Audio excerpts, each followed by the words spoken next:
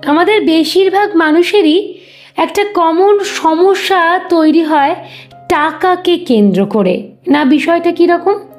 মানে আমার কাছে যদি টাকা থাকতো তাহলে ওরা আমাকে প্রচুর সম্মান করত। আমি যদি অনেক টাকার মালিক হতে পারতাম তাহলে ভালোবাসাটাও সেই পর্যায়ে পৌঁছাতো। নিশ্চয়ই তোমাদের অনেকের মধ্যেই এই জিনিসগুলো আসে। কেন বলো তো? এই টাকাটাই হচ্ছে প্রধান একটা দিক। তোমাদের এখানে একটা ছোট্ট কথা বলি, আমাদের মস্তিষ্ক বা আমাদের ব্রেন না সবসময় আমাদের বিপদ বা ডেঞ্জার জিনিসটাকে খুব সহজে উপলব্ধি করতে পারে, কিন্তু যেগুলো খুব ছোটোখাটো সাধারণ সাধারণ ব্যাপার সেইগুলোকে কিন্তু কিছুতেই উপলব্ধি করতে পারে না। এর নিরিখে একটা ছোট্ট উদাহরণ দিচ্ছি তোমাদের। ধরো দেখা গেল তুমি রাস্তা দিয়ে চলছো, তোমার সামনে কারোর একজন ভয়ঙ্কর বিপদ হলো, তুমি চোখে দেখলে সেটা, সঙ্গে সঙ্গে তোমার ব্রেন তোমাকে বোঝালো না তুমিও সাবধান থাকো, আজকে এই বিপদটা তার হয়েছে কিন্তু তোমারও হতে পারে, তাই তোমাকে সাবধানতা অবলম্বন করতে হবে।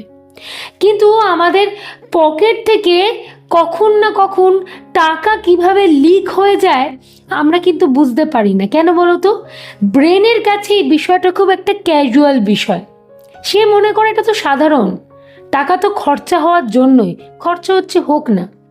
আর এই কারণের জন্য আমরা জিনিসটাকে খুব ক্যাজুয়াল ধরে নিই, মানে টাকা খরচা হয়ে যাওয়াটাকে।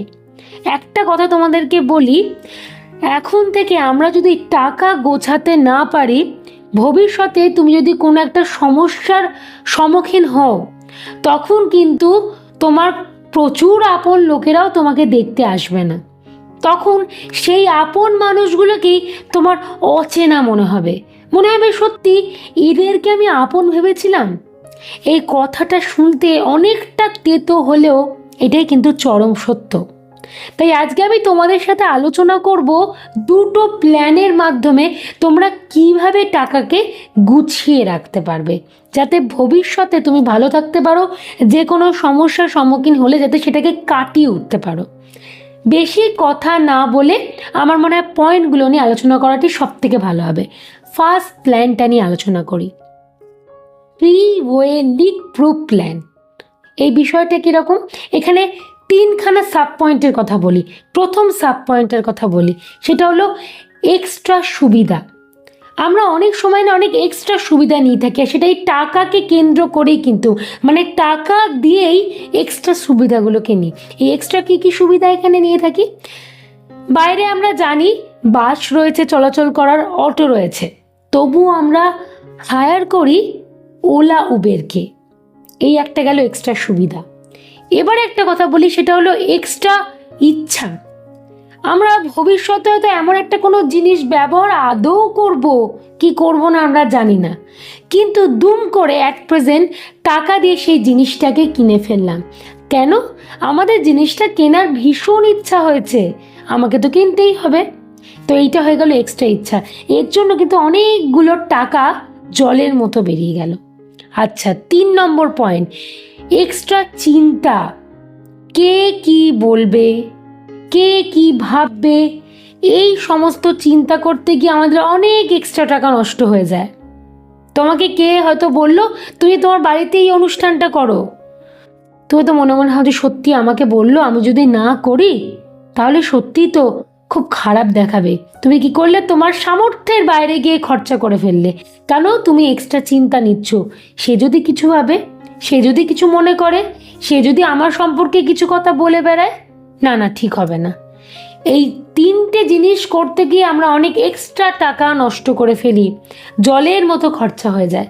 পরে বুঝতে পারি, হয়তো রিয়েলাইজ করি। তো এখান থেকে আমরা বাঁচবো কি করে? মানে এখানকার সলিউশনটা কি, উপায়টা কি? অবশ্যই একটা উপায় রয়েছে।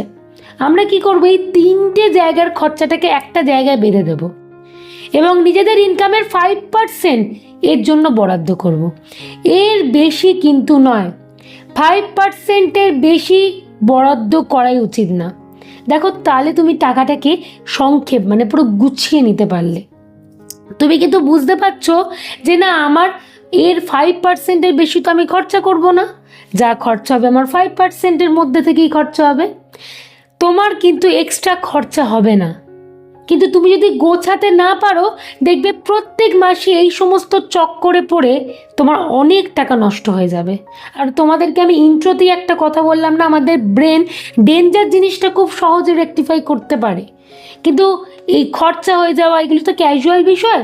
ব্রেনের কাছেও এটা কিন্তু ক্যাজুয়াল, সে কিন্তু এগুলোকে উপলব্ধি করতে পারে না, বা আমাদের মনটাকে এইটা জানান দেয় না যে না তোমার অনেক টাকা বেরিয়ে যাচ্ছে, এবারে তুমি আটকাও, এটা কিন্তু জানান দেয় না। তাই জন্যই বলছি এইটাই একটা উপায়, এইটাই একটা রাস্তা, তোমরা আজকে থেকে জিনিসটা করা শুরু করো।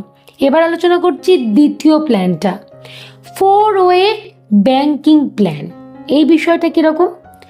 আমরা অনেকে দেখবে অ্যাকাউন্টে, স্যালারি অ্যাকাউন্টে আমরা টাকাটা পেয়ে যাই, অনেক মানুষ রয়েছে, কিন্তু সবাই তো সেটা পায় না।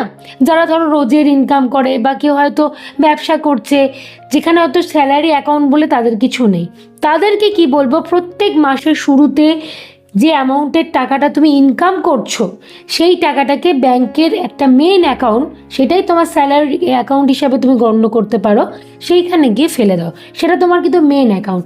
যাদের স্যালারি অ্যাকাউন্টে টাকা ঢুকছে সেটা তো আলাদা বিষয় ব্যাপার রয়েছেই, আর যাদের ঢুকছে না তার একটা মেন অ্যাকাউন্টে টাকাটাকে তোমরা রেখে দাও।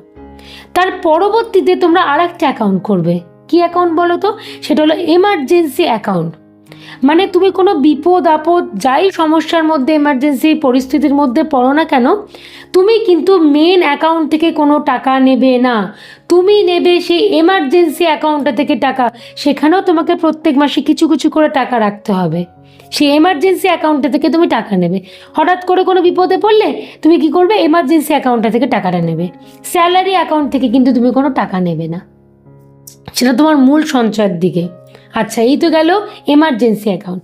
এবারে হবে ইনভেস্টমেন্ট অ্যাকাউন্ট। এইখানে যে টাকাটা থাকবে এখান থেকেই তুমি ইনভেস্টমেন্ট করবে, মিউচুয়াল ফান্ড, এসআইপি যাই বলো না কেন, এখান থেকেই তুমি ইনভেস্টমেন্ট করবে। এবং পরবর্তীতে দেখা গেল এখান থেকে ইনভেস্টমেন্ট করলে সেটা শেষ হয়ে গেল একটা মেয়াদ অবধি, তারপর আবার ধরো তুমি কিছু একটা ইন্টারেস্ট পেলে সেই টাকা নিয়ে আবার রিইনভেস্টমেন্ট করে দিলে এই অ্যাকাউন্টটা থেকেই করবে।